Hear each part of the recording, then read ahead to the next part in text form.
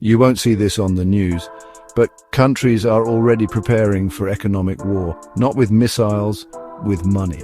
While the public watches inflation and markets, nations are stacking gold, building digital currency systems, and moving away from the dollar quietly.